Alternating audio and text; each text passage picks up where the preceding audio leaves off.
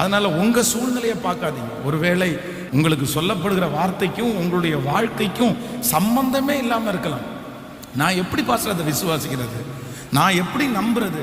அந்த வாக்குத்தத்தம் நிறைவேறுவதற்கு அதான் ஒரு காரணமுமே எங்க வாழ்க்கையில இல்லையே. சாராளுடைய கர்ப்பம் செத்து போயிருச்சு. ஆபிரகாம் மிகவும் வயது சென்றவனான அப்படின்னா அந்த கர்த்தர் கொடுத்திருக்கிற வாக்குத்தத்தத்தை ரிசீவ் பண்றதற்கு, அதை பெற்றுக்கொள்றதற்கு ஒரு தகுதி கூட அவங்களுக்குள்ள இல்லை.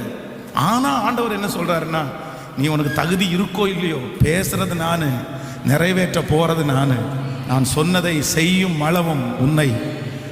உங்களுக்கும் எனக்கும் என்ன கடமைன்னா, விசுவாசிக்கிறது மட்டும்தான் கடமை, அறிக்கை செய்கிறது மட்டும்தான் நம்முடைய கடமை.